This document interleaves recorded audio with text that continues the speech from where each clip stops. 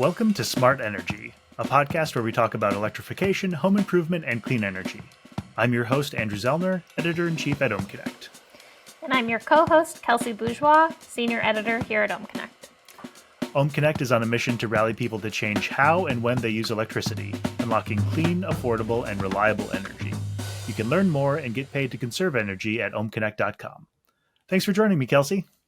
You're welcome. I'm so happy to be here. Today's a big day for us. Today is a big day. This is our 10th episode. We're double digits. Do you remember turning double digits? What an exciting moment it was. I sort of do, I guess. So my birthday is August 9th, and so like turning 9 was like my golden birthday. That was bigger. Yeah, that was bigger. And then it didn't feel like things got big again until I became a teenager, like turning 13. Well, this is very exciting for us. We made it to 10 episodes. I'm very proud of what we've done so far, and I'm even more excited about where we're going and all of the people we have yet to talk to.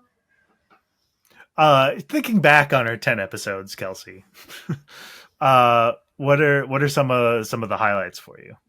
Oh my goodness. Well, I really loved our episode with Aaron Viles of Electrification Coalition. He's someone I worked with before, and I was so excited to hear what he's up to now. He's such a passionate advocate, and it was really cool to hear what he's working on now, because that's a person that you want his energy on something good, right? Mm-hmm. So I was really excited to hear that his energy is on electrification and also his perspective on electrification and national security. I have been thinking about that so much lately. So that one really stands out in my mind. What about for you? What has stood out for you?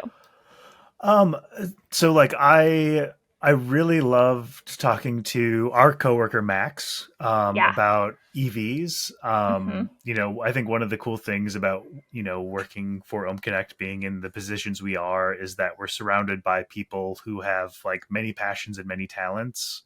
And it's like really a very like passion driven organization. And like talking to Max about like his like first electric car was like a converted Volvo that got, dozens of miles to a charge, right? Yes, he almost made it home every time. He timed it like to the mile. Yeah. Yes.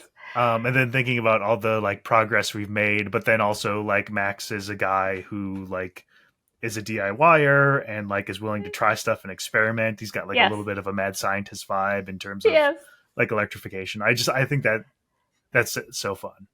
Yes, totally. The other one I'll say that stands out to me is Leon Hordyke, the landscaping episode, just because it's, I'm very into plants. As you know, I'm looking at my 50 house plants here. But the thing I've been thinking about as it's fall and all the leaves are falling and I'm hearing all these leaf blowers and I'm just looking around and being like, y'all, there's a better way. It doesn't have to be this gas powered monstrosity that's ruining every Saturday. So I'm now an evangelist of electric yard tools. I'm about to go spread the good word for everyone who is willing to listen to me.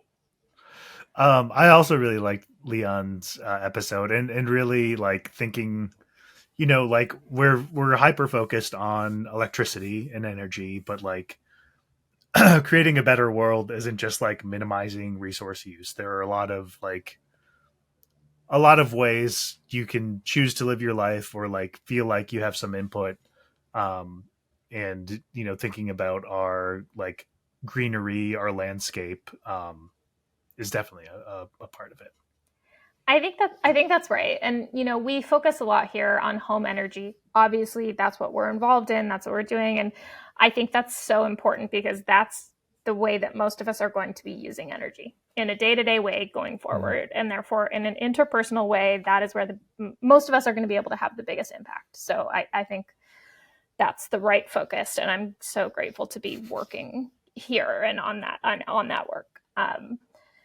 But I also think it's worth thinking about those peripheral projects and those peripheral things that we come in contact with some of the time, like aviation, like landscaping, like farming, like these things that that we do some of the time, but not all of the time, that are related because it's all interconnected, and it all matters, right? It all contributes to the climate.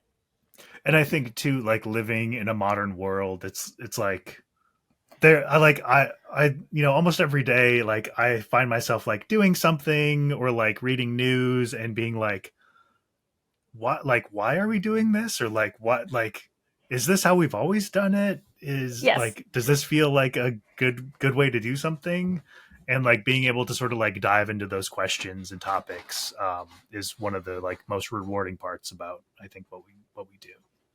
I mean, that's the best question to be able to ask, because so much of what we do as humans is just because this is how we've always done it. And one of the things too about you and I, we're both new at this company, not new to this world and not new to this type of work, but new at this specific company. And coming into a new space, you get the opportunity to ask, why do we do it this way? Does this make sense? And I think that the most innovative thinkers in any space, this one included, and especially people at our company, of which there are incredible innovators. I mean, we work with really, really smart people. They're willing to ask those questions. Why are we doing it this way? Is this the right way to do it? Can we do it a different way?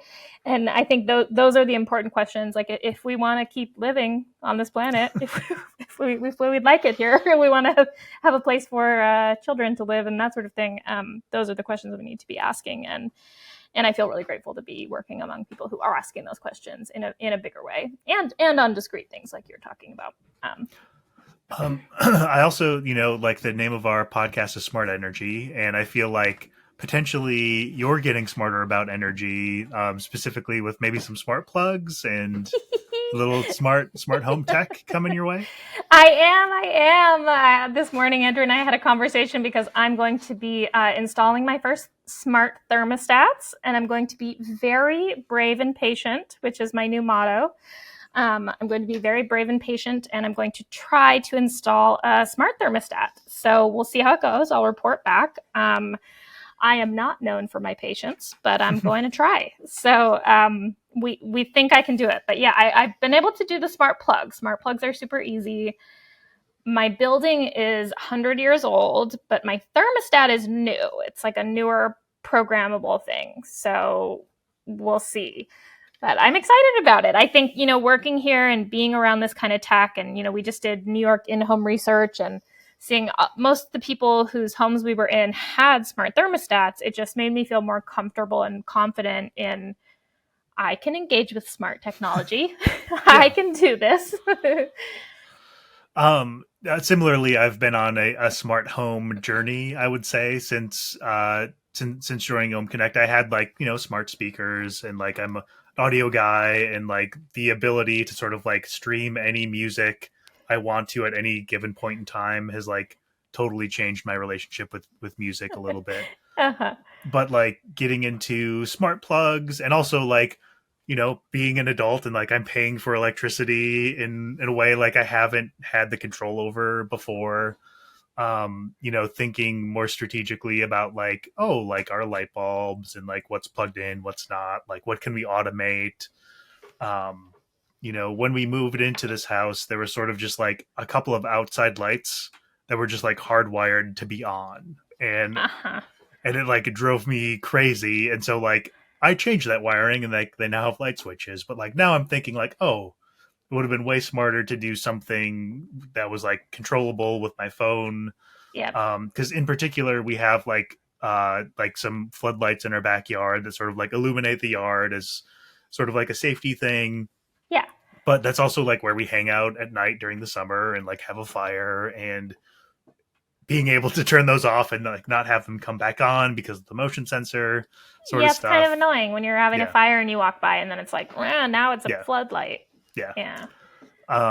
But like going through this home electrification journey, also in an old home, and like being able to sort of like do bits and pieces as we can, and then when we make bigger upgrades, like choose the option that's smart and energy efficient. Feels exciting, and like less cumbersome or like daunting than I thought it would be.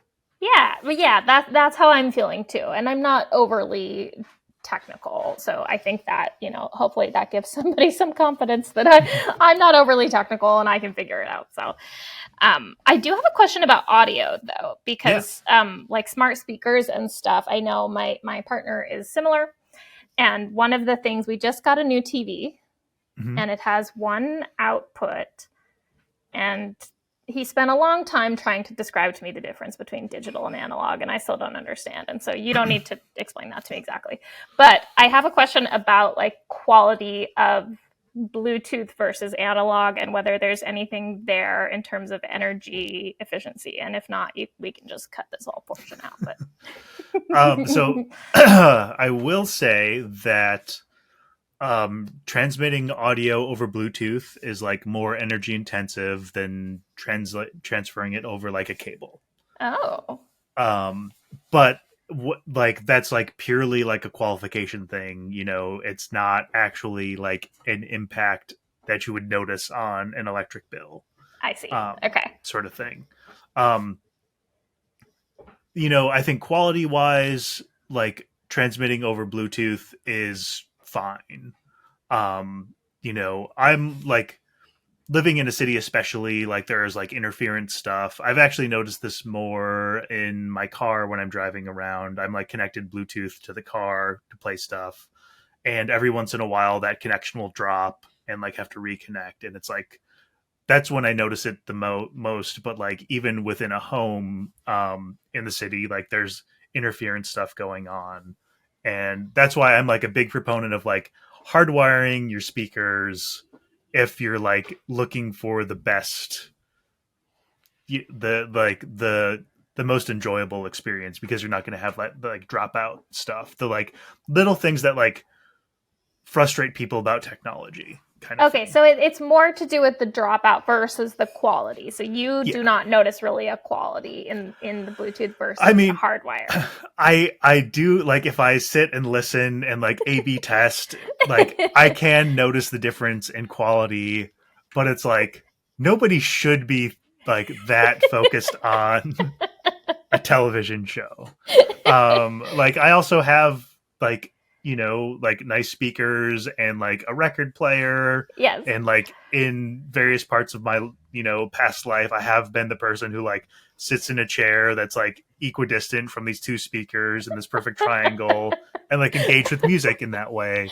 Yes. But that is not how 99% of the population does it. Right, and like, right. I'm okay that other people don't do that or haven't done that. That was my question. That was my question, because my partner he refuses to do Bluetooth headphones. He has to plug them in. Well, and like there is something like nostalgic about it, of like these giant speakers and this like tube power amp that's like taking up how much energy, and like you put your record on and you sit there and you listen to the whole thing and then you flip it over, listen to the other. But like my life is sort of too busy to engage with music in that way, and like I'm totally fine. We've got Sonos speakers throughout the house and just like turning them on. And those are really fancy ones, I think. Sonos are really nice. Those are smart speakers too? They're smart in that they connect to your Wi-Fi and like you can control them through your phone. Nice. I don't have them set up to like take voice commands or anything like that. I like purely use them to listen to music and podcasts and radio. Yeah, which is really nice. I would like to have that, to not have to leave my phone somewhere set up. I would like to be able to set that up. Well, now that I've got you talking about yourself, I think that's a wonderful segue in, because today on our 10th anniversary, just kidding, our 10th episode, I get to interview my boss. So this was my idea. Thank you for acquiescing. Mm-hmm. I get to interview my boss, Andrew Zellner. So Andrew, thank you so much for agreeing to this. I think that people will be really interested to hear more about you, what your background is, all of that. So we'll dive right in. We don't really need to have a hard cut because it's just you and I here and now. Although I do love hearing those drums in between segments. So Kellen, if you could just add the drums in over me talking right now, that'd be great. All right. So we'll get right into it. So Andrew, tell me about your professional background. How'd you end up here at Ohm Connect? What's your journey? Yeah, so my how I ended up at Ohm Connect probably actually starts with like pre-professional. So like growing up, my dad worked in the trades. He like built the house we grew up in, and like remodeled it, worked on it. I remember like some certain projects here and there. And so like I grew up in a household where we didn't necessarily like call somebody or hire somebody to do stuff in our house in terms of like home improvement. So like I Wow. helped my dad, I think maybe when I was 12 or 13, we like replaced all the windows in our house. And so, it's a like single story, like ranch in central Wisconsin. Like I wasn't up on a ladder or whatever, but it was like, that was sort of like the first like big project that I was a part of that I was like, oh, like we're doing this thing. It's like affecting our house somewhat. Um, but I also like wasn't like, oh, I love doing this. This is like what I want to do for the rest of my life. It was just like, oh, I'm doing this on the weekend and it's My part of dad me made earning an me. allowance, like that sort of thing. And then, later on there are some other like projects as I got older that I got involved in on our house. One was I want to say I was like maybe a freshman or a sophomore in college, and I came back over Thanksgiving, and my dad had been like working on and increasing the amount of insulation in our attic. Um, and he was like, I can't reach these like few spots, so like I'm gonna hand you these like bales of insulation. You're gonna go up there and like place them. And I remember that part of it, and then um, they also redid their kitchen and first floor. Maybe it was sort of also when I was they were doing like a bunch of work kind of like when I was in the middle of college, and I remember coming home. And actually, the first time my wife, then girlfriend, like met my parents was uh like their kitchen was in the middle of like being remodeled. But one of the cabinets my dad had ordered like was too big. There's the pantry cabinet. It was too big to come in through the back door or the front door. Oh And we no. were like, what are we going to do? And so I was like, well, we installed these windows. Like, can we just pop one out and like slide the cabinet through the window? So like literally within the first hour, my wife meets my parents. My dad and I are outside like uninstalling a window and like hoisting a giant cabinet in that my mom and my wife were like catching, sort of stuff. And she's like, this is the man for me. So sort of.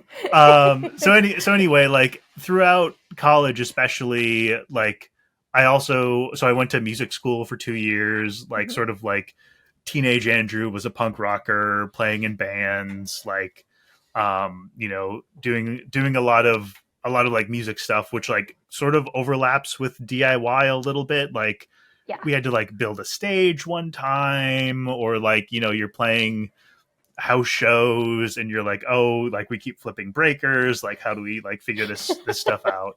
Yeah. But anyway, so I went to music school for a couple of years, and then I decided I wanted to pursue journalism, so I ended up finishing college as a journalism major. And I walked across the stage, graduation stage, in December of 2008, which was like a terrible time to Yep. be a Yeah. person looking for a job. That's right. Yeah. Fun being So that age. and it had just so happened I really wanted to make some speaker cabinets, and my parents got me a table saw as like a college graduation present. And I was looking for a job, and there was a magazine that was based in the Twin Cities called American Woodworker, that hired me on as like an editorial assistant. I think I made like $10 an hour for like 15 hours a week, something like Sure. that. Sure. And got in there and started sort of like learning how to make like how-to content and like service journalism stuff. But also was exposed to all these tools, and like the other people I was like working with were like these fantastic woodworkers, and I had access to like this crazy shop that was like way better than anything that was in my parents' basement. And just sort of like had this realization that like I love making things, I love using tools. Um, and I sort of love like writing about it and taking photos and making videos. And so since then, I've worked at sort of a progression of home improvement and woodworking magazines. Um, and my last one was a publication called Fine Home Building, which is like very focused on sort of constructing custom homes. There's a sister publication that was also a part of called Green Building Advisor, which really got more into sort of like our built environment and energy usage, and sort of like taking a bigger look at the world of energy and climate change and how the built environment is like a major contributor to the amount of fossil fuels we're consuming. Absolutely. This is so interesting. I mean, I knew a lot of this, but it makes that progression makes sense. Some of that I didn't know. Thank you for sharing. So then I think it obviously makes sense then that transition here to Ohm Connect, where we're teaching people how to use their homes in a more energy efficient way. And also that service journalism. I mean, that's what we're doing on the blog. And that's why I come to you when I have specific tool questions. I have a question going back to your childhood, that first project, that first window project. Was that for energy efficiency? Like, what was the purpose of that window project? Was that vanity? Was that energy efficient? Like, I'm curious about maybe like the first time you thought about energy efficiency. Was it that project? Were your parents into that? Was that something you were raised thinking about? So I won't say it was energy efficiency driven. Okay. So my dad built our house kind of in the early 70s. And it like, and I wasn't born until the mid 80s. So, uh, by the time the window replacement project came around, the original windows were like sort of at the end of their service life. Okay. In the fact that like they weren't as energy efficient as they should be, but like more so they were just like a bad user experience. I guess see. is like okay. hard to open. They the aesthetics of them weren't great anymore, and so like the window replacement project I think was driven more so from like there are certain things my mom wanted in windows in terms of like being able to open them or like clean them. And aesthetically, we went with like a divided light sort of look instead of like a big like plain casement window. That was the rage in the early 70s when the house was built. Yeah. Okay, so then tell me about, and maybe the answer is when you got that green energy, the what was it, Green Building Advisor. Mm-hmm. But at what point in your career or in your personal life did energy efficient become a professional or personal interest? Like, do you remember the first time you thought you realized those two things kind of could come together? So I would say like buying a house was sort of like the big the like I like pre buying a house. We lived in apartments in Minneapolis, and like the amount of control you have over your environment is like much less than if you own a house. And so coming in, so like first of all, like we'll get into this more as we talk, but like it's prohibitively expensive to like live today. Like things are only getting more expensive. I feel really lucky that we were able to purchase a house. When I also compare like my parents' lives to like my life, my dad built our house himself, with the money he was making at like a lumber yard, right? Like wild. What a world. It's crazy. What a world. Like I want like, and because we bought our house like 5 years ago, but like the conversations, I have with my parents about like, this is how much things cost, or like, my parents both went to college, and like, I'm pretty sure my dad one time told me he was able to pay for his entire college education by like working part-time one summer. Oh my gosh. Like that just really is just an incredible thing to hear. Yeah. And so I think their like initial like construction loan for building their house in central Wisconsin was like $30,000. Whoa. Which is, you know, like that was also almost 50 years ago. So like there's like inflation stuff going Sure. on. But now that's like a down payment for anything here in Chicago. Oh yeah, and it's like barely maybe it's a like down it's payment. like the Yeah. basement of what you can get away with as a down payment, including closing costs. Like that's what you have to have if you want to buy pretty much anything in Chicago right now. So, you know, similarly, when we bought our house, you know, we'd like barely scraped together enough money for a down payment. But it's like really interesting, I think, in terms of like buying a house is like you meet with a realtor and like you get it pre-approved, and like your realtor is really like, listen, like at the end of our journey together, you're going to like buy a house. And like that's kind of nuts, but like the entire American ecosystem around housing is like set up to like get people to buy houses and make like try to assure people they can buy houses. Yeah. So we bought our house about 5 years ago. Like it was we looked for 18 months. We lost out on a bunch of houses. Yeah. You know, we had an offer fall through because of like some bad paperwork. It was like a terrible experience. We also, you know, I was, let's see, how old am I now? So I was 34 when we bought our house. And at that point we were like, we wanted something that like wasn't a starter house, if that is even a thing anymore, and wanted something like enough space to like do what we wanted to do in like a part of the city we liked. And so we also ended up going over our budget of what we wanted to spend pretty significantly by like probably 20%.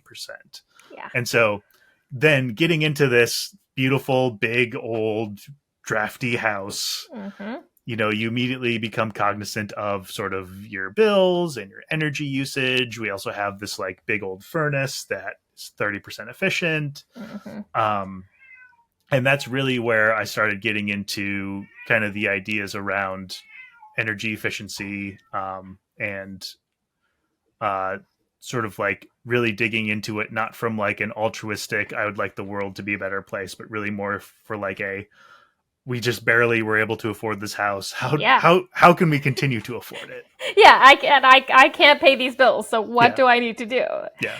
Okay, so I mean that kind of answers my next question, which that's not a wrong answer, which is what your answer is the same as most people's, is what I am learning, is what personally motivates you to improve your home, especially from an energy efficiency standpoint, and like money is a big one. I'm sure there's some other answers which you can share, but like ultimately it's expensive to live in this country. So yeah, I think money is driving a lot of it. You know, thankfully I've been able to make more money, you know, since then. Like in hindsight, our mortgage payment, even though we only bought 5 years ago, is like less than we would pay for a much smaller place if we were renting. Right. Especially with interest rates, all that sort of stuff now is like purchasing a property is it's like unfathomable if like you weren't able to already.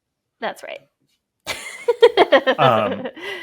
But you know, I have, you know, always been a little bit of an environmentalist, you know, and like, but like connecting the idea that the built environment is like a contributor to climate change, like that really coalesced kind of around buying a house, and then thinking about doing some insulation projects and discovering Green Building Advisor. I actually like was a subscriber to Green Building Advisor before I took a job there. And hello, Jasper. We have a cat guest for those of you not watching. He heard it was our 10th episode, so well, he's welcome. Come down and join. He just wants to share his thoughts on energy efficiency, and he's welcome to share them.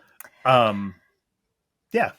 So that brings me to my next question about projects that you've done. So you saw those bills, you got into this big house. So what were the projects that you did for energy efficiency? Maybe what's the biggest project that you did to your house to improve energy efficiency so far? So far, you know, the project that I've done is really sort of like the idea that like if you're doing a project, there are opportunities to improve your energy performance that like aren't necessarily related to the project. So The like big project we've done so far is we remodeled our kitchen, and part of that involved removing a bunch of lath and plaster and sort of opening up the walls. And in this house from 1906, the walls have no no insulation. Right. They're just energy was cheap. It Sure. wasn't a They weren't thing. worried about it. And so I sort of like insulated the walls of our kitchen when they were open and put up new drywall. And similarly, we put in a bathroom on the first floor as part of that project and insulated those walls. So like the back part of my house on the first floor has insulation.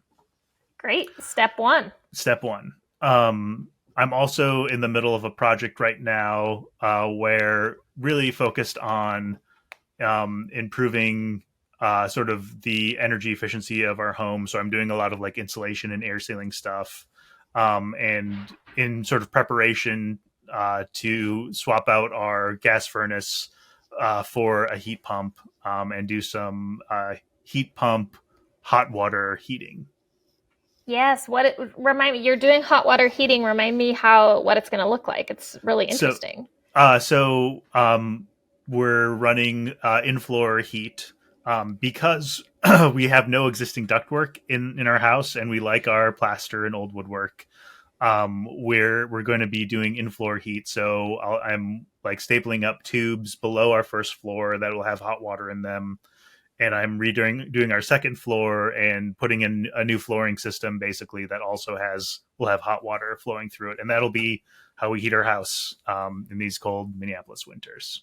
So this seems so cool to me because I think a lot of people resist heat pumps and that kind of thing. And I would be included in this because I don't like the look. I don't want the vents. I don't want the forced air. I prefer, I have radiators now and I love them. So this is such a good third idea to share with people. If you can use a heat pump and then have nice heated floors, it seems like such a good idea. Are there other benefits you want to share with people of doing that? So specifically for in-floor heat, your ideal temperature range for the water running in your pipes is like 80 degrees Fahrenheit to like maybe 120 degrees Fahrenheit. Okay. And so historically, when people have done that, they've used a boiler to generate that heat. And a boiler works most efficiently in sort of like the 160 degree Fahrenheit range. And so like you have your boiler creating 160 degree Fahrenheit water. You then have to mix that to cool it down before you put it into your floor system. I see. So there's an extra step. Yeah. But heat pumps are super efficient at creating water that's 80 to 120 degrees Fahrenheit. That's why heat pump water heaters are like such a cool innovation, because that's also like the temperature of water you want when you're taking a shower or like washing your dishes. Yeah. That 120 degree range water.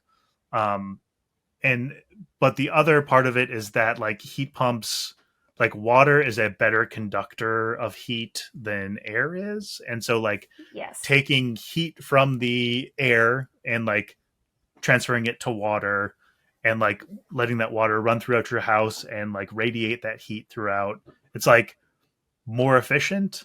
But also the other part I really love about radiators and in-floor heat is that you don't have like air blowing on you from your heating vents. It's like it's a totally different like feel. It tends to be potentially not as dry of a heat.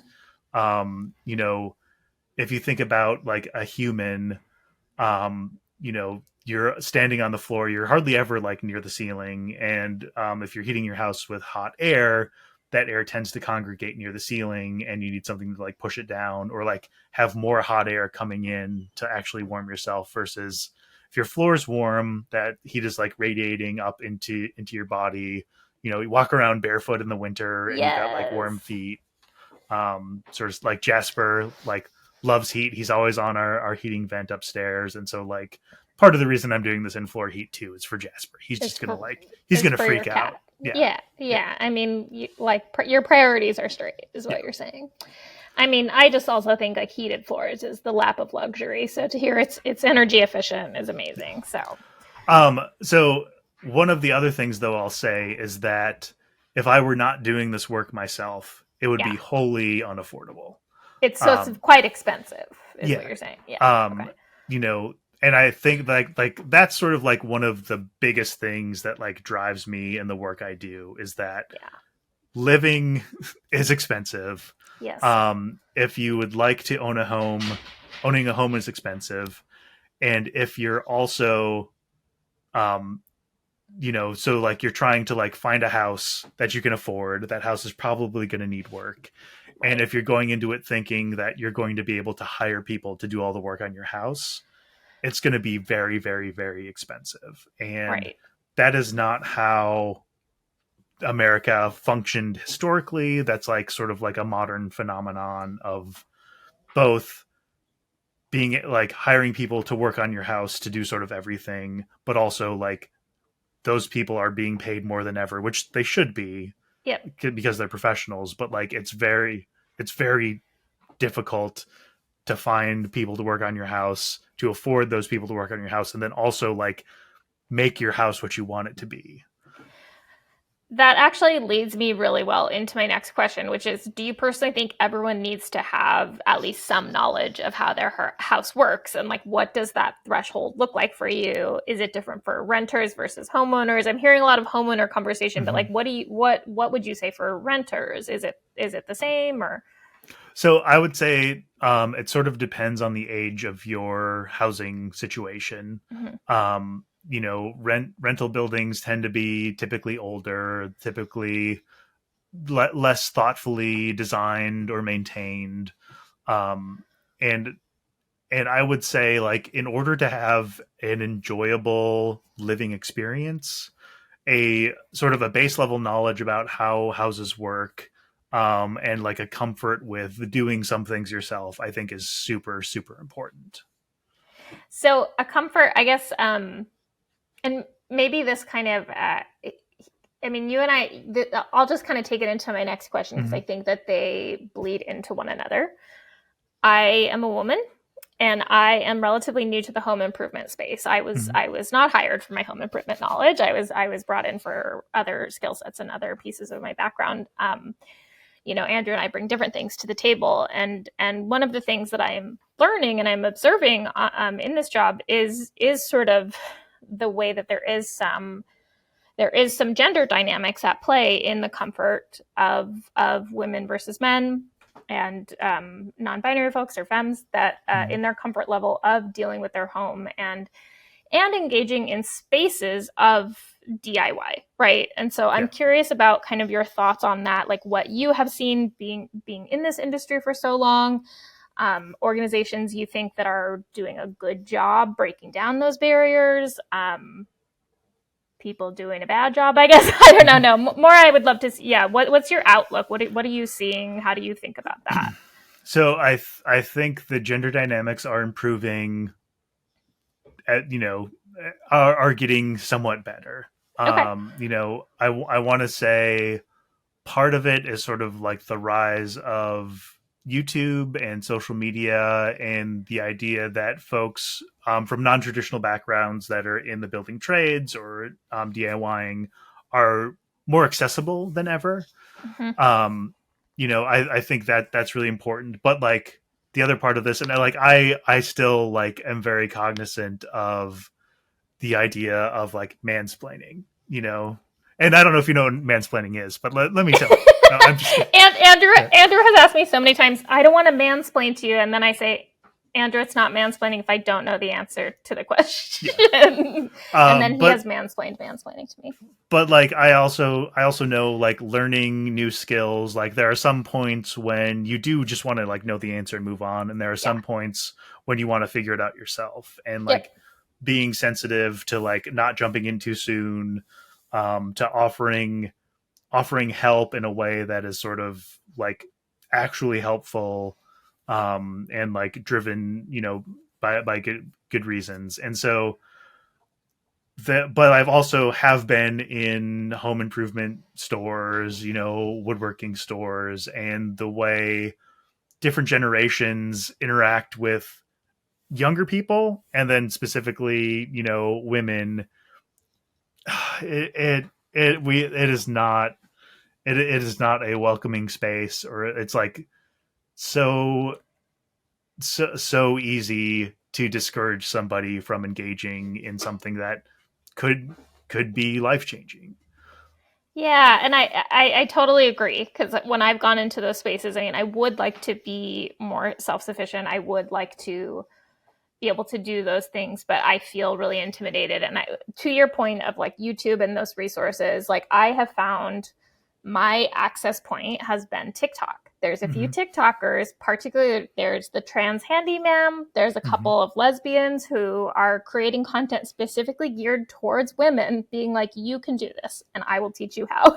Yeah. And something about those people with those identities teaching me how does feel more accessible, I think, because they're acknowledging, I know that these spaces have generally not been welcoming to you, but I am going to tell it to you in a way that does not make you feel silly, because that's the thing, right? Is you can feel really silly. And I will say, Andrew, like you have never made me feel silly for a question. And I think it also comes back to assumptions, and Mm-hmm. something I've seen, you know, I think the assumptions go both ways. I think that we can assume that people who were socialized as men know home improvement things and assume people who were socialized as women don't. And both of those assumptions are sort of silly and potentially dangerous, right? Yeah. Because the same way that assuming, you know, my male partner knows how to do something, he could really make a big mess with that assumption the same way that I could with not, right? Yeah, and I think too, you know, maybe 50 years ago, like working on your house also meant like some level of physical exertion that potentially a woman would have a hard time with. Yeah. Today we have power tools, Right, right. we have like OSHA, like we know like how to lift stuff. There there's like if you look at the professional building world, all of the innovations that have happened have like made it so folks don't need to be inherently strong Right, to to do the thing. do this work. You're totally right about that. There's not some, it's not some powerlifting thing. But Yeah. also, like, everyone in my life, now that I'm thinking about that, everyone in my life who does powerlifting is a woman.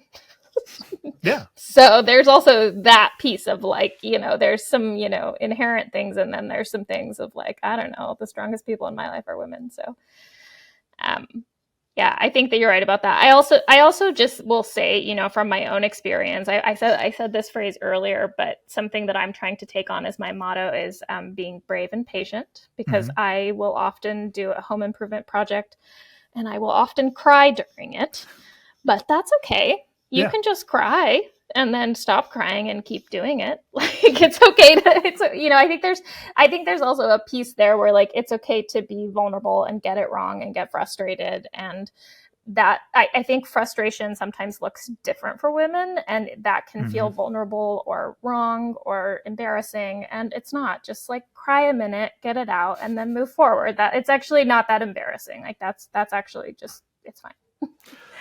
So I would consider myself a pretty good woodworker. Yes. And you know, I've helped friends make projects, gotten them into woodworking a little bit.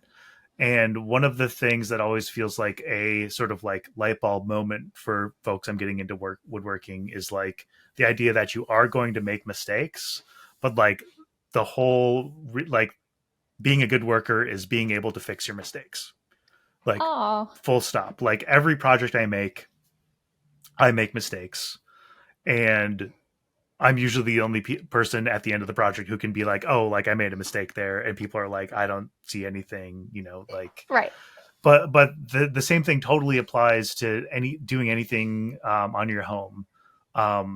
You know, you are going to make mistakes. Somebody has made those mistakes before. Mm-hmm. There's like very few things you can do to your house that is going to make it fall down or become unsafe. You That, know, wait, I want you to repeat that. yeah. Actually, that sounds like that's important. There are very few things you could do to your house that you're gonna like totally crash it down. Yeah, Like, like even, you know, even like when we were looking for houses, we like looked at some like pretty serious fixer uppers. mm-hmm. And you know, there are things that are going to like if you have a wall rotting out completely or like being eaten by termites and it's no longer there, like that, structurally unsafe. Yeah. There are not a ton of things you could do as a homeowner to like put your house into that situation.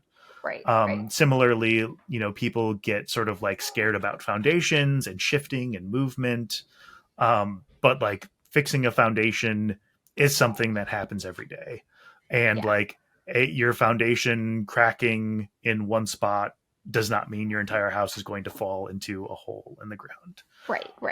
That's a multi-step process. It's not like, happening with one issue. Yeah. Even though building codes are a relatively like modern phenomenon, humans have been building structures for thousands of years, and for the most part they do a pretty good job, at least in terms of like safety and shelter.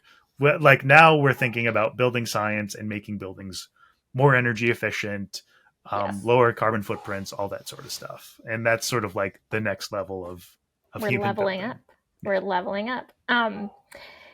So just to kind of put a bow on that piece about sort of, this idea that it's very expensive. It's very expensive to live in this country. It just is. And if you're going to buy, unless you make quite a lot of money, you're going to need to do some of it yourself. Yeah. So what are the things that people like you and I in industries like this, and other people in home improvement industries, energy industry, whatever, can do to be more inclusive to folks who are trying to understand what the small things they can do are? What are those steps we can do, and who do you think is doing it well?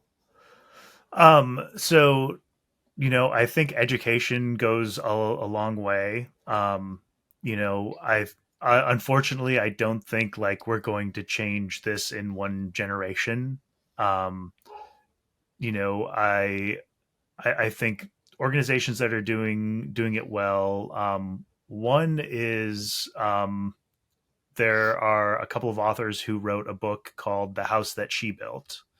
And it is like a sort of children's focused book.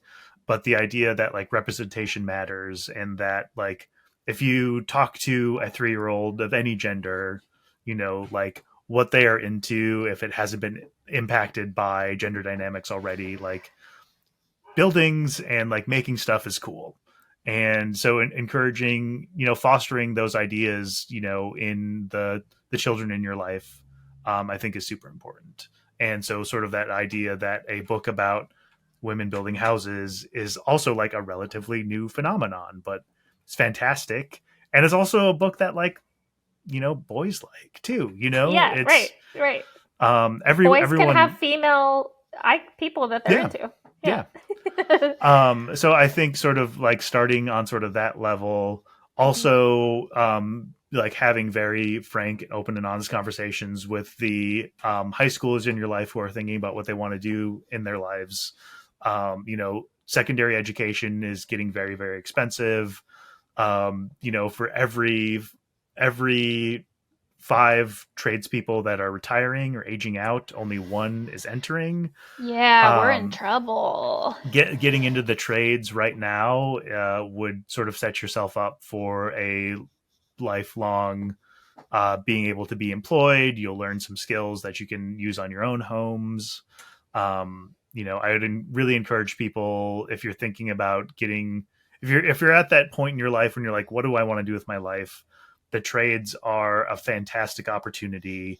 And there's a stigma around trades that like doesn't need to be there. And I think we're getting better about it, especially because like, who's the person you're going to call when you're having an issue with your home? It's not going to be a doctor or a lawyer.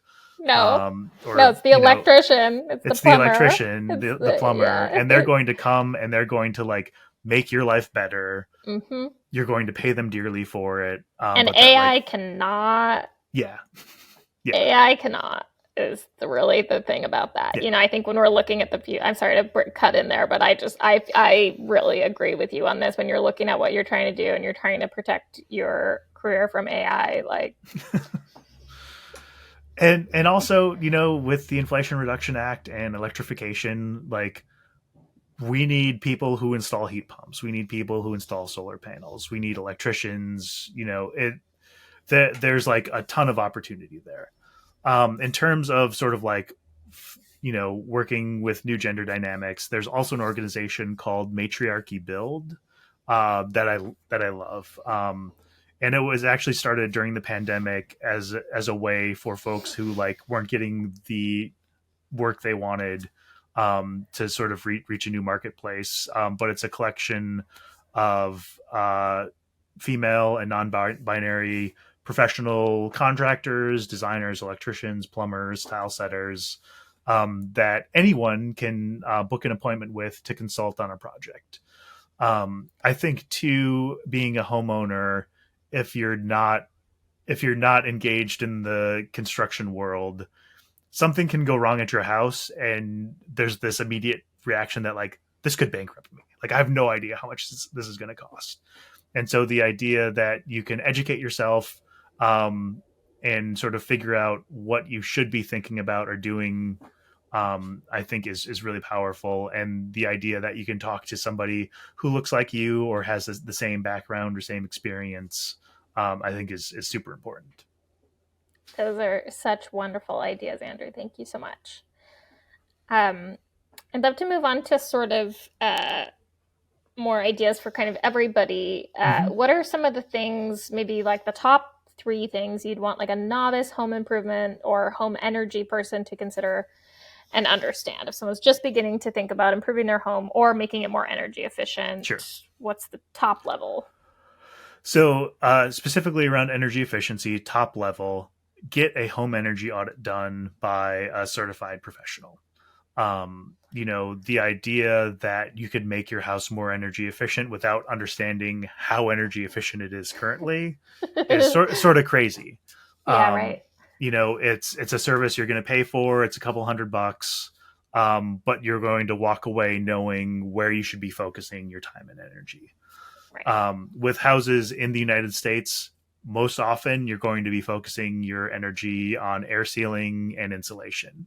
Air sealing is definitely a homeowner friendly project. It's not complicated. It's not difficult. It just like takes time, and you may like get a little dirty doing it. And so when we're thinking about air sealing, specifically, you're thinking about sealing penetrations in your home's building envelope, the walls, the roof, the foundation, where air is getting in or leaking out. When it's leaking out, you're basically like paying to condition your air, and and you're not benefiting from that conditioning. And the tools are really simple. It's caulk, it's spray foam, it's some gaskets, it's weather stripping, and it's like a very low stakes way to get into the energy efficiency game. And even that's some of the stuff that even as a renter you can do. Like I've done some of that as a renter. So that's even just for your energy bill and for comfort, you can do some of that stuff. Like if you have a real drafty window like that, like air sealing could include like the plastic over the windows or weather, right? Like that's, So. And then in sort of like the next step of that is like, once you have your house air sealed, you should focus on insulation. The biggest gains in terms of insulation are going to be in your roof, based like how air and energy moves in your home. The roof is where you sort of like lose the most. And so once you have like a nice air sealed attic, go to Home Depot, go to Lowe's, go to your local home supply, buy, however much insulation you can fit in there. They'll like throw in the insulation blower for free, and you can spend a weekend blowing insulation into your attic, and like the benefits to that are crazy in terms of comfort and energy efficiency if you're in a heating climate or a cooling climate. Awesome. So it goes both ways. Yeah. Great. Wonderful. All right. Well, to wrap us up, any other resources that you want to recommend, aside from obviously our awesome blog? So, if you really want to nerd out about this stuff, I definitely recommend becoming a member of Green Building Advisor. There are a bunch of great resources there. There's a very active like forum community. I would say it's like a mostly welcoming space, but it can be sort of like overwhelming if you're sort of just getting into it for the first time.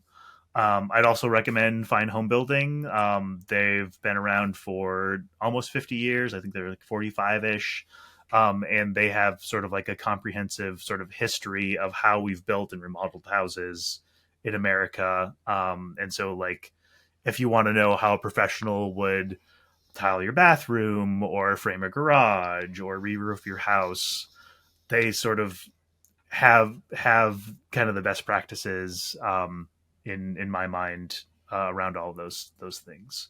One other very important part of thinking about doing any energy efficiency improvements on your home is understanding your climate zone, because the climate zone is sort of like where you are regionally, what your weather looks like, and then depending on your climate zone, there are different approaches to air sealing and insulation and energy efficiency in your home.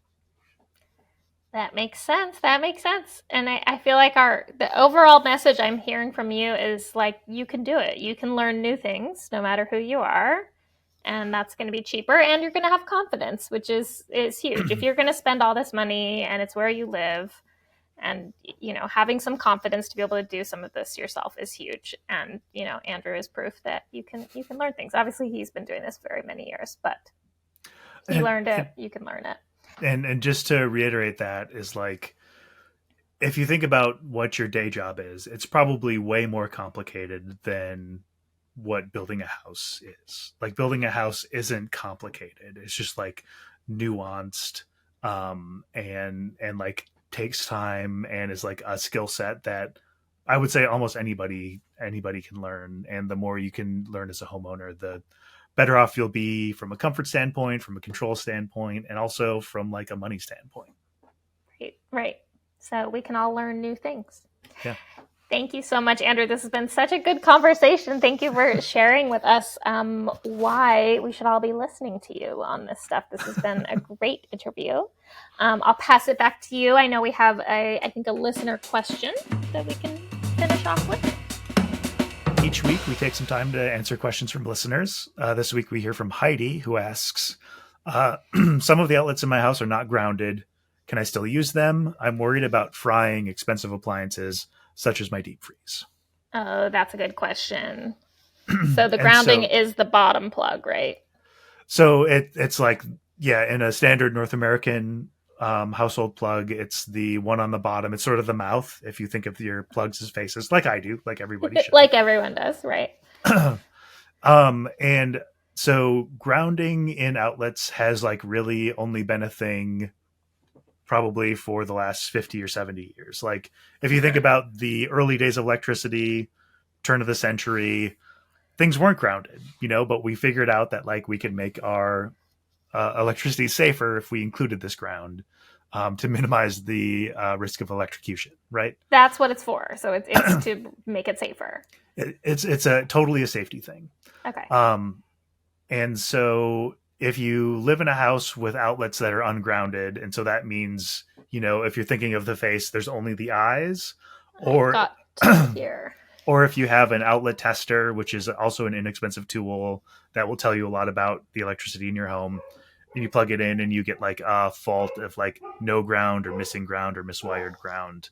That's sort of how you'll discover that you have ungrounded outlets. There are a lot of things you can plug into ungrounded outlets that have that there's like no risk. Specifically, like lamps, kind of anything that has a cord that is just 2 prongs and not 3. Plugging it into an ungrounded outlet, totally fine. When you get into like more expensive things, I think about sort of like the risk of like, how much did you pay for this thing? And if something went wrong, would you have to replace it? And so like things like computers, things like televisions, electronics, major appliances, it's really a good idea to have those outlets be grounded. And so, my suggestion would be to probably bring in an electrician and see what it's like to ground those outlets. There are also, you can use specific kinds of outlets to give you that safety without the grounding. I'm talking about GFCI outlets and AFCI outlets. But for most people in homes that they're going to be in for a long time, rewiring your house or like getting grounds to all of your outlets is going to be something that's going to be kind of a larger expense up front, but like well worth it, especially as all of the devices in our homes are getting smarter, more expensive. Having that sort of ground safety built in is a good idea. So Heidi, there are still things you can plug into an ungrounded outlet. But if you're thinking about plugging in your deep freeze or a refrigerator or something that is like an expensive item, I would get in touch with an electrician to see, how to ground those outlets, especially if you have other outlets in your house that are grounded. That means like it's probably as simple as connecting some wires. Cool. Well, that's it for this episode of Smart Energy. Special thanks to Kelsey for joining and interviewing me. And our guest, Andrew Zellner. and Kelsey for being a great co-host and interviewer. I also want to thank Heidi for sending in her question. I also want to say a special thanks to Kellen, who edits our podcast each week. He gets to listen to us ramble on for hours at a time, and it's such a valuable part of what we do here. To see the show notes, send feedback, and learn more about Smart Energy, visit ohmconnect.com/smartenergy. Stay safe, conserve some energy, and we'll see you next time.